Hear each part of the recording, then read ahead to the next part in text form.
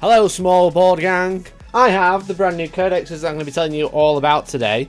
If you're watching this and you're not already a premium subscriber or you're not part of the tier 3 small board gang, but this is just a short highlight reel where I go through some of the changes but not all of the changes. I'll just give you like the highlights, but if you'd like a 45-minute and 1 hour 5-minute breakdown of both these books and everything that's changed in them, then you can get the full video available that's right now just by subscribing. You can get everything. So this is just a short video. If you like the full one, then consider subscribing today to get the full unedited version. Also, if you are watching this on the day of release, which is Saturday the 3rd of October, then at 12 PM BST, so in like 2 hours if you're watching this straight away, I'm going to be running a live stream. It's going to be Space Marines versus Necrons, and you can come in and ask your own questions about the books, etc. So make sure you tune into that as well. So we've got a live battle report, a live battle with Space Marines versus Necrons at 12, and if you want the full unedited version of this video, then tune in to Hellstormwargaming.co.uk or join the small board gang right now and become tier 3, and that'll be available for you in the members only playlist. So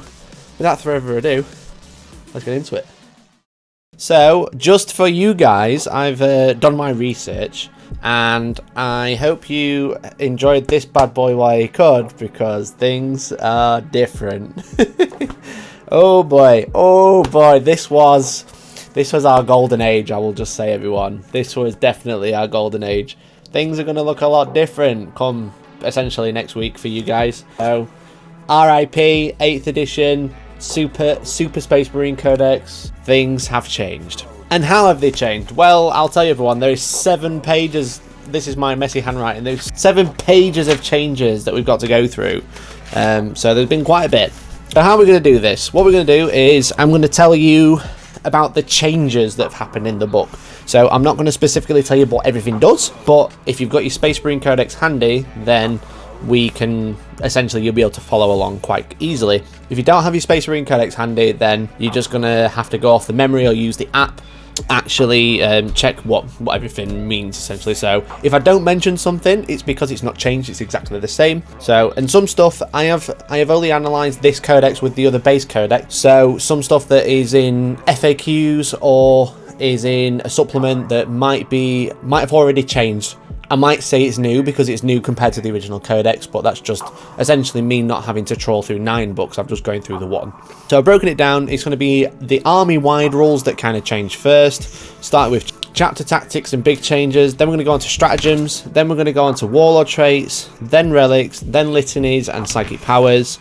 Then we're going to be talking about the secondaries, because the codex have secondaries. Then I'm going to tell you about which codexes have a limited data sheet. So some codexes in this, essentially, like some chapters like Death Watch and Space Wolf, can only use certain units or can't use certain units, so I'll let you know about those. I'll tell you about the changes to the army-wide unit special rules, which have changed as well. Then I'm going to talk about the units that have actually changed, and then after that we're going to talk about the points and how the points have changed. Let us begin. The Space Marine Codex. I should say that this is a really in-depth review, and I'm hopefully going to be doing one with the Necrons, and again, that's hopefully already out now. If not, it's going to be following very, very shortly, because this one was really hard to do because there's a lot in it, but hopefully the Necron one is a little bit quicker. So, I will say, initial review, this book is actually really nice. It's very chunky, ever so slightly bigger than the old Codex, so it's actually larger. But the way that everything's laid out in this book is really nice. It's got a matte finish on the front rather than a glossy finish, which I like, but there you go, that's just me. It's laid out in this make a lot more sense. A lot of the wording has changed, so a lot of abilities look different, but they actually do the same thing on the tabletop essentially. For example, if something has multiple effects, it's bullet pointed, so you get this effect and this effect. And the other thing is the points, when we do get onto that, is like some stuff I've put as 0 because I couldn't find the points change, because the way they do points now is actually really good for writing lists, really bad for doing points change checks. So for example, you have captain here, so it's all listed in unit order. You have captain, which tells you the base cost, and it tells you the weapon upgrade cost there. So this is all the options a captain can take. This is the options a Gravis captain can take. This is options a captain on bike can take, for example. So I really like this. This is really good. Games Workshop, do this.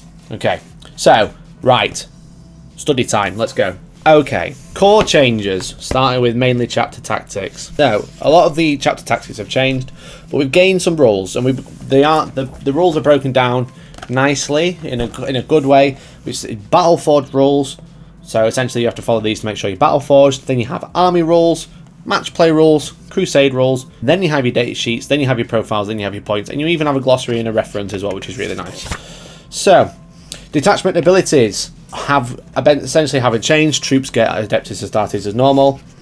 And then we have a new rule called Company Command. So essentially what this means is you can only have one captain and up to 2 lieutenants or lieutenants in each detachment, which is kind of like a rule that a lot of people have already noticed that it's changed. The way you gain chapter tactics hasn't changed as well. But then chapter tactics has changed. So again, if I don't mention your chapter tactic, it's because it's not changed at all. The Dark Angels, we kind of saw this in the Wargaming community preview.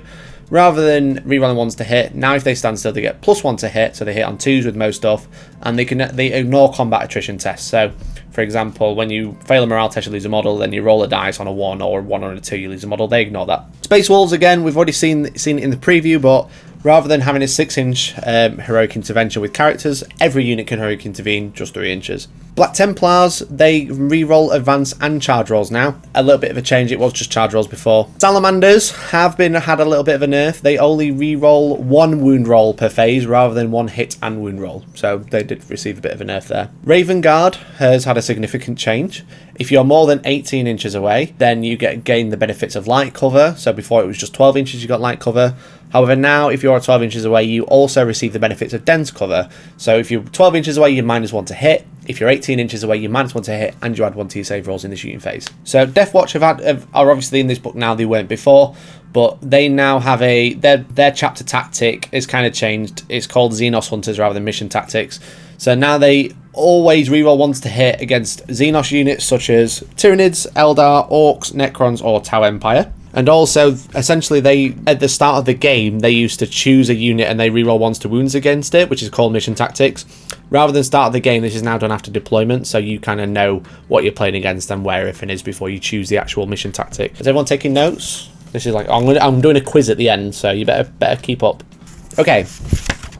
So a really, really big change is that with Faith and Fury and essentially stratagems, you can upgrade characters in the current codex, such as Chapter Master, Master of Sanctity, etc. So this is no longer a command point cost, it's now a points cost. And a lot of them have received a significant change. And we're going to be starting with Chapter Master. So Chapter Master is a keyword upgrade, essentially, for a captain. So you pay 40 points now. It essentially is a captain with the Chapter Master keyword. So it doesn't make sense. The datasheet doesn't become Chapter Master. It essentially gains the Chapter Master keyword and gains the Chapter Master ability. So the Chapter Master ability is added on to Rites of Battle. So your Chapter Master has reroll 1s to hit within 6 inches, like a captain, because he is a captain, but then he has another ability where you can choose a unit in your command phase within 6 inches, a core unit specifically, and that unit can reroll hits. So rather than being an aura ability to reroll all hits, he's now a captain with an applicable Chapter Master to a single core unit. And I will be going through what units are core in a little bit, but this is a really big change, obviously. So you're going to find that a lot of the aura abilities are limited to just core, but a lot of them are limited to core and characters, which is quite good. So not for captains, but a lot of your litanies, etc., are characters and core only. Okay, stratagems. Stratagem time. So there are 34 stratagems. There were 34 in the last codex, but as you can see, this is all the ones that we've lost, and these are all the ones that we've gained. there's quite a few that are missing. Some of them are quite obvious, but some of them are brand new. So there are new secondaries. There's 3 new secondaries. And essentially you get these if every model in your army is an Adeptus Astartes keyword, and your Warlords is the Adeptus Astartes keyword as well. So Purge the Enemy, it's an endgame objective. If you select this objective, you score victory points as follows. Score 1 victory point at the end of the battle to a maximum of 5. Each enemy unit that was destroyed as a result of an attack made with a heavy weapon or a grenade weapon by an Adeptus Astartes unit whilst the Devastator Doctrine was active. And essentially you get a point for each one for each doctrine. So essentially you get score 1 to a maximum of 5 each enemy unit killed by rapid fire and assault whilst tactical doctrine is alive, and score 1 that was killed in combat whilst the assault doctrine was active, sorry. Pistol or melee weapons as well. So pretty good. Killy one is designed just for killing, so you keep a tally of how many units you kill with each doctrine. You get that many points for it, up to a maximum of 5 each. And actually a really good stratagem, I think. Then you have Battlefield Supremacy called Shock Tactics. Score 3 victory points at the end of the battle round if you control 1 or more objective markers that were controlled by your opponent at the start of the battle round, and Adeptus Astartes unit from your army is within range of that objective marker. So this replaces stuff like recon, etc. So a pretty decent one. I think it's going to be quite hard to do. I don't know if you're ever going to be able to max it out, because you've got to do it 5 times to max it out. Essentially, you've got to do it every turn. You're going to take an objective off someone, and I think turn 1's going to be the hardest one to do it, unless you've got like a land speeder or something like that. But I don't know, seems pretty tough. You'll be able to do well with this one, but I don't think you'll be able to max it out.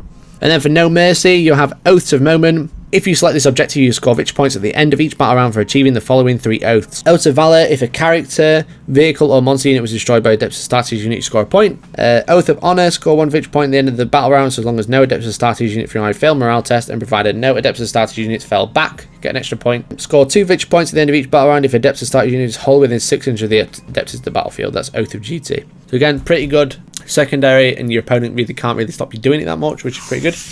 So the final thing to go through is the points. Now, I'm not going to sit here and read them out to you, so I'm going to pull them up on screen and I'm going to talk about the big changes. A lot of stuff has changed, a lot of stuff hasn't. A lot of the weapons have reduced significantly, but they're included in the points cost once again. So some units, they basically don't have any options in terms of points, but it's because everything's free with them. A lot of the characters have gone up. The army-wide change is 20% increase, because a lot of the characters have gone up, a lot of the base units have gone up through some, for example, tactical squad, stern guard, etc., because they've gained a wound, which is fair enough. Thank you very much for watching this highlight reel, guys. Obviously this is like short and sweet, quick video to show you some of the important changes that happened in the codex. But if you'd like a full breakdown of everything that's changed, I've got a 45-minute video for Space Marines, and I've got like an hour and 5-minute video for the Necrons. They're both available right now on Premium. You can do that by clicking join just down below and joining tier 3, and you can find it in our members only playlist, or there's a link in the description to both right now. If you prefer, you can also do it through our website, hellstormwargaming.co.uk. It's all PayPal secure,